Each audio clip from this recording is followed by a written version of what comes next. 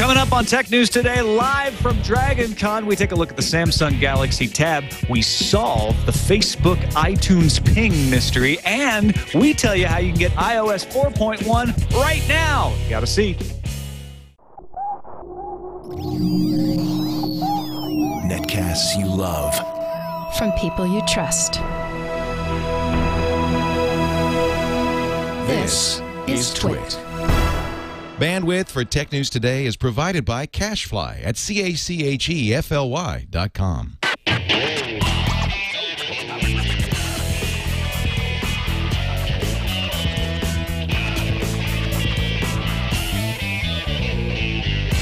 This is Tech News Today for Thursday, September 2nd, 2010. Tech News Today is brought to you by Gazelle, the easy way to sell or recycle the used gadgets lying around your home or office. For a 5% bonus payment for your used gadgets, go to gazelle.com, bonus code TNT. Welcome to Tech News Today. I'm Tom Merritt. I'm Sarah Lane. And I'm Dr. Kiki. Behind the boards, our excellent producer, Erik Lanigan. Hey, guys. How are you guys? Hey, Erik. Hey. Looking good. This is the show where we kick around the tech news of the day along with you, try to make some sense of it all. And we're going to start off with a Samsung Galaxy Tab real announcement, not a rumor. Yay! It's for real. They were at the IFA show, which is going on, actually officially starts tomorrow in Berlin. But like all these things, they always have press events that start 2 days early. And Samsung has unveiled the Galaxy Tab. It's coming to Europe and the UK in October. It'll come to Asia and the United States a little later on. North America, I should say. Canada as well. 7-inch, 3G and Wi-Fi built in. No carrier, no price. Streams video to HD TV, though. You can hook it up to your television and stream the video out. Nice. And it supports flash, does have a front and back-facing camera. The back-facing camera is 3 megapixel, I think. The front's 1.2, if I've got that right. It's like an iPad Kindle hybrid, kind of. It's nice looking. iPad mini. Yeah. Yeah, it's like you took a large paperback and made it into a smaller paperback. Just fits And, in your hand. They say that when they released it, it's going to come with Froyo, Android 2.2, but it's going to use Honeycomb, which is the 3.0 Android. So it will be upgraded eventually to the next Android. And they said they've got another tablet. I'm sorry. No. Yeah, I'm sorry. It's going to use Gingerbread. I gave away the lead. It's going to use Gingerbread, which is 3.0.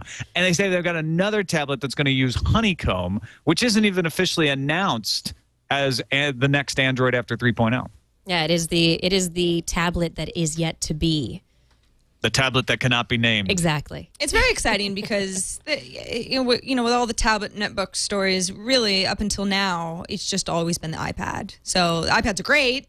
I love it, but it's nice to have a worthy competitor that'll do different things. And so we've got some options finally. Yeah, and there were a bunch of people at CES at the beginning of the year, a bunch of companies that had their tablet options out there, and slowly they're starting to actually get released. Companies that were whispering about it are now, like Samsung, actually announcing their tablets, their tabs this time around.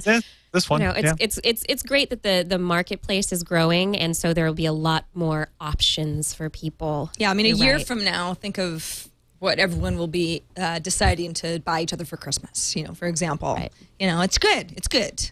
Competition is good. I was going to say someone from Gizmodo, a British commenter from Gizmodo had mentioned that because it runs Android, it's also going to be really something that a different segment of the market might go for, because they're familiar with the Google marketplace, they're familiar with all the Google apps and the way that that interface works, as opposed to the world of Apple. So there may be a whole bunch of consumers out there who are going to be much more willing to buy this and ready to buy this than an Apple iPad.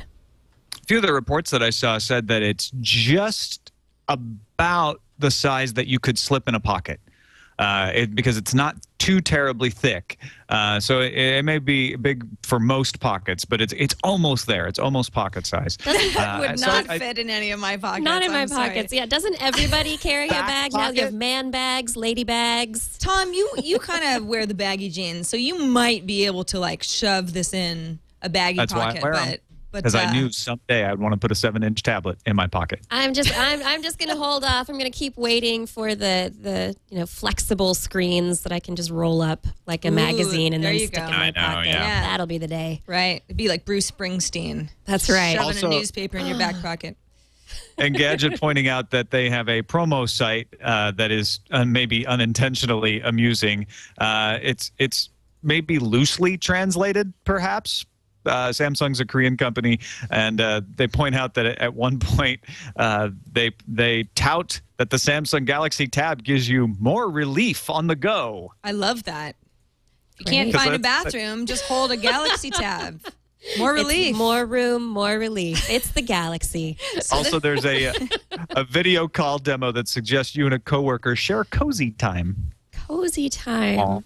Cozy time with the coworkers. I love all of my coworkers, but I don't know about the cozy time. I don't know. Just wait until we get the Galaxy Tab roaming around here. Maybe we'll want to do some cozy times. We might. That things are going to change around the cottage. Could be. Come home soon, Tom. It's a very cozy cottage, after all. More relief on the go. I love that. Yeah, translations sometimes are my favorite. You just think somebody maybe who's a native English speaker might say, this sounds just a little, it just doesn't. Just a little strange. It doesn't work right. Yes. But yeah, it's not like the translations on the side of Japanese products that are so horribly off. It's not that. It's just a little bit like more relief on the go. Exactly. There's sense to be made of it. You just figure if you would have worded it a little bit differently, we wouldn't be snickering about it right now. Right. Yep. So there you go. Now, did you guys sign up for Ping on iTunes yet? Nope.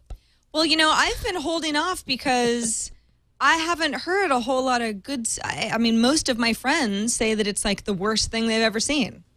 Tom, what do you think? It's not the worst thing you've ever seen. I mean, not it's not the going worst to harm ever. you. There have been wars. Yeah. I didn't say it had a stinger sticking out of it that would kill you. It's not going to hurt you. But folks, anyway, go on. I think some people had some high expectations for it, and it's limited in what it does. So it doesn't allow you to just post comments like a Twitter does, and it doesn't do playlist sharing live like Last FM does. The scrobbling stuff doesn't do that on the fly necessarily. It's a little bit delayed, but it's okay. I signed up for it. What was interesting is when I signed up, I got a Facebook Connect prompt to see if I wanted to find other users using my Facebook Which friends. is usually very convenient, a good way to connect with all your friends in one fell swoop. Absolutely. But when I did it, it didn't find any friends. So I thought, well, maybe I just upgraded early enough that there's not a lot of other people on it. Turns out that Facebook has been blocking the API from Apple. So people who signed up later didn't even get the Facebook Connect. Apple actually yanked it and pulled it off. But I looked at my privacy settings. I'm still authorized. I've got Facebook authorized to connect with Ping. But I guess what happened was the terms of service on using Facebook Connect says that they can cut you off if you abuse it by pinging it too often.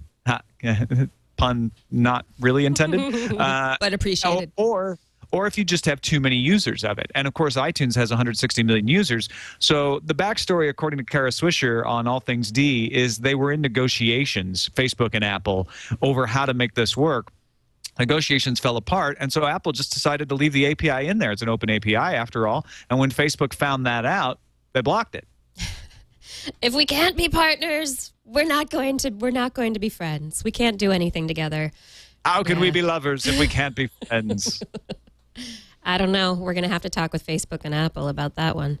Well, it's one of those situations where both companies are notorious for not backing down. They just kind of do what they want. Hey, if you don't want to work with us, big fine. enough, and they're both We're big successful. enough. Yeah. So we'll just, sorry. If you won't bend to our terms, then we have no use for you. Facebook against Apple. I mean, that's a good staring contest. That could go on for a while. Forever. I still think Apple would win. But I believe Steve Jobs needs to acknowledge my contribution, or whatever that line is from the social network. From that trailer. Yeah, the whole situation just seems a little odd. These two giants, like you said, staring each other down. And, I mean, all in the end that it does is make it a little less convenient for the user. Because instead of being able to just grab all of your contacts that you've already spent time collecting and getting together in Facebook that would be so easy to do via Connect. Now you have to do it all over again, send out emails, do the new connecting search for individual users in the iTunes ping. It just makes it really inconvenient. So that's one of the reasons I've been looking at it, and I'm just kind of like, I'm just not interested in getting into a whole new social network type thing that's going to be separate in its own little walled garden from everything else that I'm doing. I don't need it. My guess is that they'll work out an agreement eventually. Sure. Yeah. I mean, they may not, but I have a feeling that they want to. I think both sides actually want to. It's just like you say, it's a little bit of a staring contest. It's in their best interest for everybody to come to an agreement as soon as possible, because like Kiki said, it's us that we're the inconvenienced ones. We're the ones that are annoyed, and it makes both companies look a little sloppy. Right. Frankly, the drama of the staring contest is the most interesting thing about Ping. That's right. See, not the worst thing ever. No. It's dramatic. Ooh, exciting, like a soap opera, but not at all. What is also probably, I don't know, it'd have to be turned into a soap opera to make it extraordinarily interesting, is that AOL has struck a deal with Google to extend their search partnership through 2015. Reason this is significant, I guess, is AOL made a really big deal out of their Google partnership the last time they struck it, and actually gave Google equity in AOL. That was back when Time Warner still owned AOL. Now that it's spun off and independent, there's actually a different group of people in charge, and they think that AOL is going to make more money on this partnership. In fact, CEO Tim Armstrong says the deal should help it to make more and more money on mobile and video.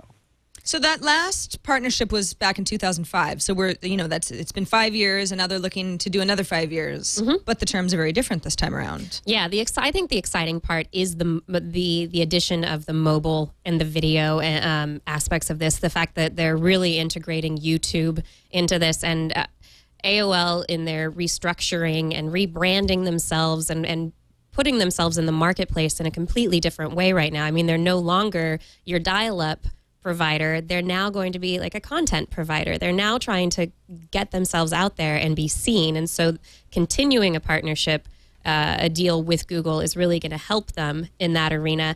And then, for both of them to be able to make money on putting on-demand video content, print content out, I think it's just going to be a win-win. I'm pretty. And their CEO used to be a VP of advertising at Google, so he knows how to strike this deal. Yeah, it'll be interesting to see. I'm actually the most interested to see what AOL will look like in 5 years, because they really are pushing a restructuring, rebranding agenda pretty tough. Hard. They have to. They absolutely do. The dial-up market is dying, and what are they going to do? Yeah, who are they going to be? I feel like AOL might go away as a name. In other words, AOL may or may not be able to be successful as a portal, as a competitor to Yahoo, which is essentially what they're trying to do. Right. But AOL as a company, against all odds, I think is actually going to do okay. They've got some great properties, and Gadget and all the Weblogs Inc., among them, that I think will pull them through somehow. So the search deal is just a way for them to try to, work into these different platforms, mobile and video, and hedge their bets against things. It's not like search is going to be the be all and end all that saves them. No, it's not. And they even say in one of these articles, I think it's Tom Armstrong who even says that search decline is going to continue, and part of our search revenue will go down. So he's even, being very honest about that. Well, all right, let's let's take a moment to thank our sponsor, Gazelle. If you've got, I don't know, an old iPod Touch or an iPod Nano you're thinking about ditching now because the new ones just came out, or any kind of gadget. I just sold my own iPhone 3GS on there because I've got an iPhone 4 now. But if you've upgraded to a Droid 2 and you want to get rid of your original Droid or any gadget you got lying around, Gazelle is the place to go. They recycle responsibly, but more often than not, they're going to give you cash for it. And you don't have to do any hard work. All you do is go online, look up your gadget, tell them the condition it is. They'll give you a quote. They'll even send you a box if you're that lazy, which I was. You take it, pack up your gadget in it, use some old newspapers or something, send it back to them. They look at it. As long as your condition matches what you said, they give you the money. Sometimes they'll even give you more. Sometimes they'll give you a little less. It all depends. But most of the time, you get pretty much spot on what they quoted you. And you've got cash. They can put it right into your PayPal account. They can give you an Amazon gift card. They can send you a check. Or, as a listener to TNT, you can actually get a very nice little 5% bonus no matter how you get paid. So just use that code TNT when you go to gazelle.com and sell your old gear. Because if you're anything like me, you're always tempted to buy the new gear, and it gets expensive. So one way to subsidize that behavior, gazelle.com. They say don't just sell it, gazelle it. You don't have to say that. You can still make money. All right, let's talk about Dell withdrawing from the 3-par bidding. 3-par finally. You've been waiting for this, Well, Sarah. I was just wondering when the auction was, someone was going to bow out gracefully. Go on, Tom. Yeah, no, I'm with you. I think that this is a relief for all of us because basically HP just came in and stomped on Dell. If you don't remember, it started with Dell offering $18 a share, and then HP came in and outbid them with a couple, I don't know, there's $22 a share or something like that. And then Dell matched it, and then HP came back and stomped on them again. And then Dell matched it, and then HP stomped on them again. And it was going back and forth like that until yesterday. Let's see, the last thing, Dell bid $32. And HP outbid them this morning with $33. And Dell said, we're out. And it's important to remember, we're saying $18 per share is worth $1.13 billion. So that's, I mean, from the beginning, Dell trying to acquire 3-par for, a little over $1 billion. Yeah. I mean, now we're double that. Yep. And HP is like, we won for $2.4 billion. Yay! And Dell says, we're out of this. 3-par stockholders are like, we won. Yeah, I know. I just wonder at what point, how the amount of money that would go into buying the company 3-par is balanced out by how much it would cost to start your own division within your company to develop a similar technology. That's a good point. Yeah. So also, how much of it is really wanting 3-par and how much of it is not wanting the other company to be able to use it. Yeah. According to Lena Rao over at TechCrunch, Mark Hurd, the former CEO of HP, was not very R&D friendly. So this is an easy way for them to get storage and get cloud storage and IT allocation. It's a high-end enterprise company, and either HP or Dell was going to benefit greatly from them. But boy, 3-par has just got to be looking at themselves going, wow, this is not what we expected. This is awesome. I know. Or at least stockholders. I don't know about the people Stockholders working. are happy. Right. The bidding war is over. We can all relax now. Congratulations to HP. Yes, 3-par finally gave their rose to HP. In the but final will it series. last? Do you have the wing? All right. Microsoft has put the final touches on Windows Phone 7, made it RTM, released to manufacturing, sent it off to the OEMs now. So the OS has been finalized. All that's left before release is for the manufacturers to add on their little crapware to it, test it out, make sure it works on their devices, and we should have some kind of Windows Phone 7 launch event scheduled sometime in the fall. Sounds like devices are going to hit Europe in October and the United States in November. That's great. I'm still so curious to see how it goes over with consumers. Microsoft seems so late to the game on this one, but then again, we've mentioned before, it's like Microsoft doesn't always, look at Xbox. Sometimes they do great. They hit the home runs. Yeah. They're not incapable of pulling this one off. I can't help but throw out the kin. Didn't do so well, but totally different thing. So, and maybe they learned a number of lessons with the kin, that can be applied to this mobile venture. Well, the kin was a weird thing because it was essentially the Sidekick division that they had bought. They kind of had to do something with it, right? Yeah. I think it was Xbox is an interesting example too because it has done very well, but it's not really a cash cow. Windows Mobile could have been a cash cow for them, so this is their chance to try to recapture some of that. Are any of us realistically? How do we all feel about the Windows? I already have a phone, so I had a phone before my Android phone that was Windows based. Yeah. You know, it's a fine operating system for a smartphone. You know, so Windows Phone 7 might be, you know, a step up. Might be even better, and I'd be interested to see what it would do. Yeah, for testing purposes, very curious. Tom, what do you think? I'm fine with the phone that I've got right now, but I am always tempted by new phones, and I will be interested to see what this looks like. I got to have my hands on one way back at South by Southwest. It was really early stages, though, but the interface looked great. And it has some of that WebOS magic of kind of taking all of your information and aggregating it together so you don't have to page through a bunch of different things. You get all your contacts together no matter where they're from. We'll see how that works in practice. But I'm intrigued. What I'm worried about is that Windows Phone 7 will come out and it will feel like it should have come out a year ago. Right. Because Microsoft does tend to have that happen to them.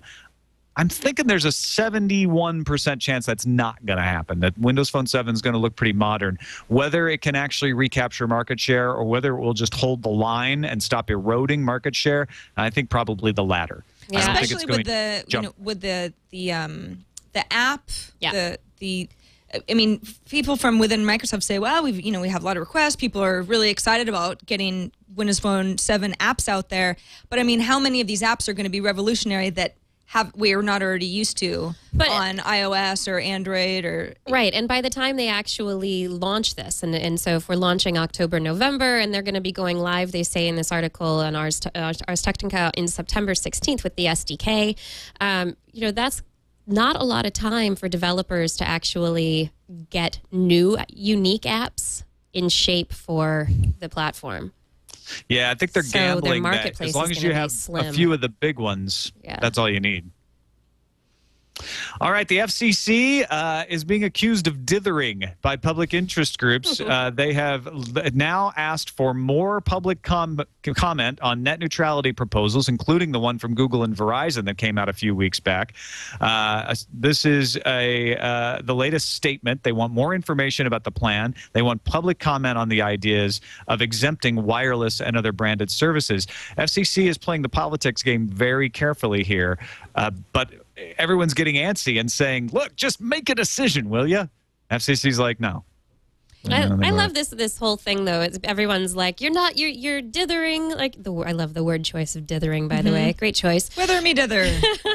But, I mean, really, how much public input has the FCC gotten? Is this really them stalling for time, or are they really honestly trying to get the public's opinion? I mean, there's a certain part of me that just feels like there are these quote-unquote public interest groups who are saying, we know what's best for the public. Just make a decision. We've been talking to you already. You don't need to know what the public wants. We already know better. Trust us. Trust us. We know what's good for you. It is typical politics. Broken LCD cracked me up in the chat room just now. He's like, I don't accuse them of dithering. I accuse them of anti-aliasing. Nice. Good one, Broken LCD. 2 points, Broken LCD. All right, finally, Sony has showed off a 3D laptop. Lots of good stuff coming out of IFA in Berlin this year. The 3D laptop has a 3D button, uses the active shutter glasses. Those are the ones usually used for the home HD. So if you have one for your Sony Bravia, it would work on your Sony laptop. And they say the 3D Vios will debut next spring. That's 2011, according to Howard Stringer, Sony's chief executive. The prototype shown used frame sequential technology that rapidly cycled the full screen between left and right eyes with blank screens in between to limit crosstalk. So it's got a nice 240 frames per second screen going on with a 3D rate of 60 frames per second. They wouldn't reveal what graphics card they were using or anything about the technology inside because they say they haven't settled all that. So I don't know how real you can call this yet. I'm also looking at it, and although the glasses aren't that nerdy, they've kind of got like a futuristic, cool thing going on. How comfortable would you be walking down to the cafe and firing up the 3D laptop? And yeah, I mean, I'm trying to imagine a world where I wouldn't look twice at somebody and go, oh God, what are they doing? I mean, it'll be everyone will be doing it. Come on, Sarah. Well, I'm just saying, everyone's doing it. It's at one point, I'm sure it'll be very normal, and to me right now, I'm not there yet. I'm not there either. Yeah. I'll be honest. Well, you get you go and you buy the custom gunner glasses that had to support multiple protocols, and then it just looks like you're wearing your cool shades inside, like you're going all Corey Hart at the coffee shop. One of the great things, though, I wear my anybody 3D glasses in public. Inside. Yeah. Doesn't quite work, though. No. Yeah, the one of the great things is also anyone trying to snoop over your shoulder can't really get a good sight on what you're looking at. Oh yeah, there you go. That's true. What's that boring thing? Sorry, you all need the blurred. glasses. You need the glasses. You can't Yeah. see it. Although you're really going to be doing your sensitive like Word document in 3D. Ooh, Yes. it's like, think of new kinds of encryption. You need 3D glasses in order to see what I'm typing right now. 3D My factor encrypted IM authentication. chat. Yes. Ooh, I've got an idea. Yeah, the wheels are in motion. Make it work. Sarah's going to make $1 million, I tell you. I'm going to be a All right, billionaire. let's move on. Let's move on to the news fuse. Awesome. Indian Home Secretary G.K. Pillai told reporters on Wednesday that notices were being sent to Google and Skype to provide lawful access of data to security agencies. So it really happened. Google and Skype have been summoned. The country sees access to such communications as vital in its fight against militants and terrorists who may use encrypted networks to plot attacks. Yikes. Starting this month, mobile carriers in China are requiring people who set up new mobile phone accounts to register with their real names as part of a new government measure to reduce anonymity among the country's 800 million mobile users.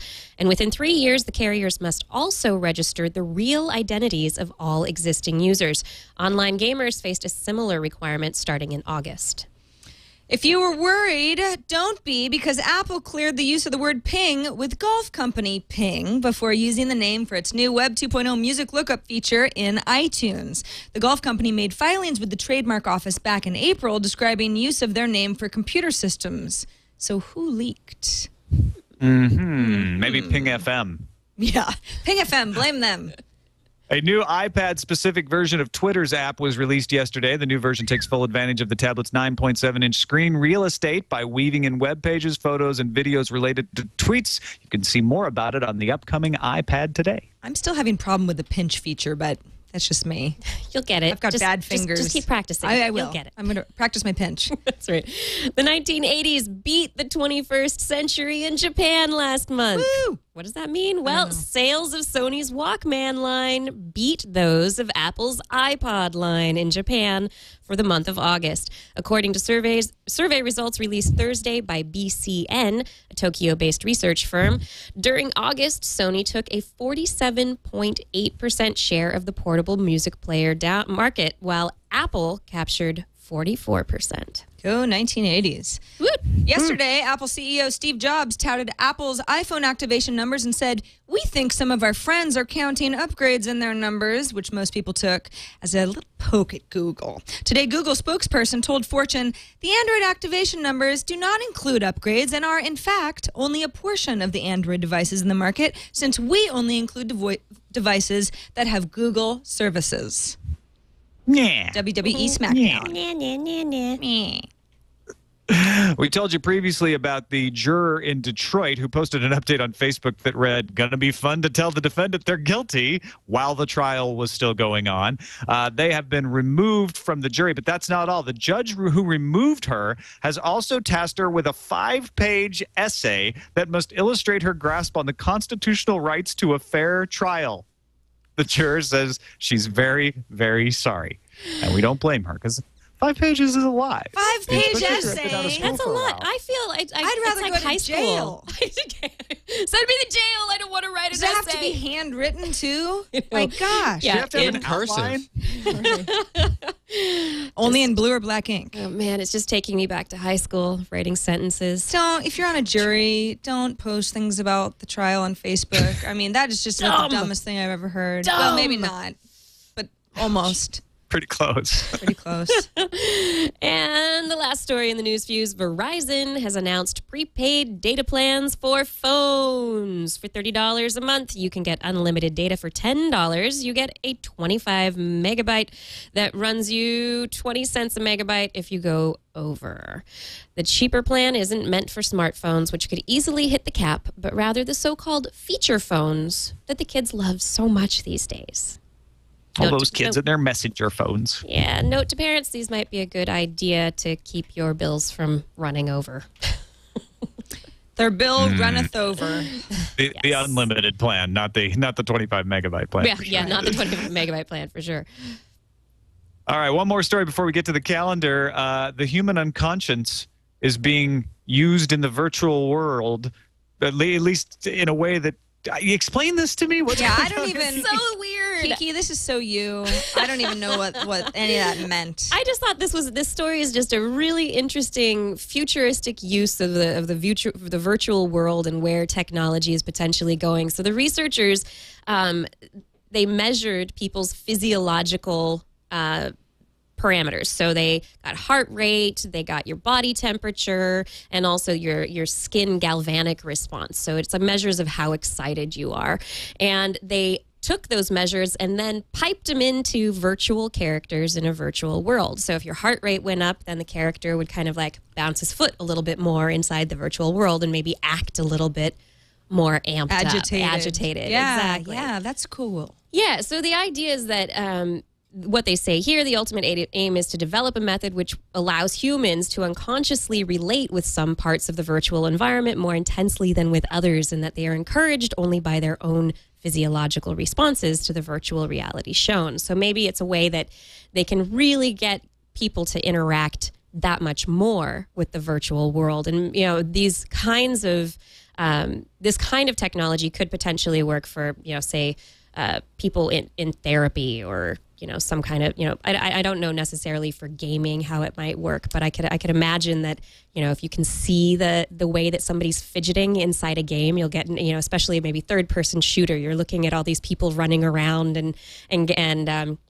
you could see whether or not somebody's nervous. Well, it's could be kind of cool. like peeling off one more layer of, that virtual character, sort of lifelike, but not lifelike enough. Right. It's like these little ways, if you're just more and more human, as a human, if you're looking at something like that, the more it's a mirror of yourself, right, the more that you relate to it. Exactly. It's kind of a weird virtual feedback if you were controlling that character and it started to act weird, and then you realized the only reason it's acting weird is because I'm acting weird. Wait a minute. It's like it's a all look you, inside dude.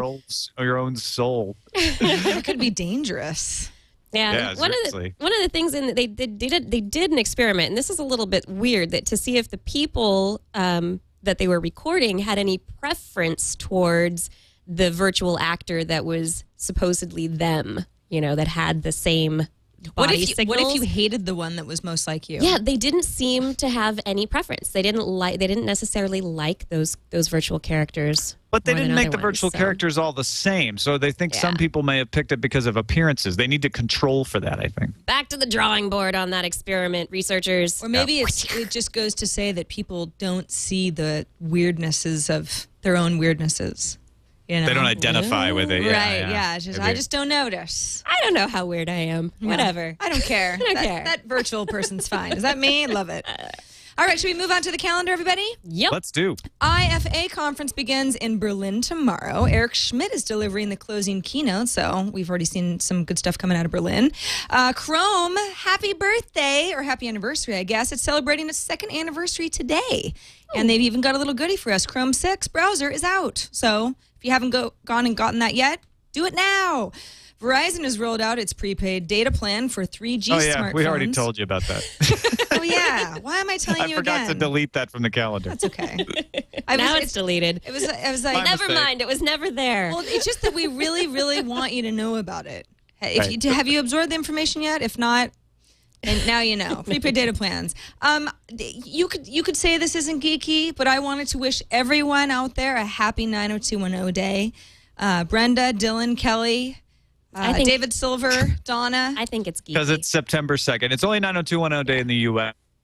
That's right. Only in the U.S. But it's also my mom's birthday. Happy birthday, Mom. Happy birthday, Mama Kiki. Yeah. Or whatever. Happy birthday, Mrs. Kiki. Also wanted to remind everybody that Monday, at least in the U.S., is Labor Day. So TNT is going to be taking a no Labor Day of relaxation, and we will not be doing a live show.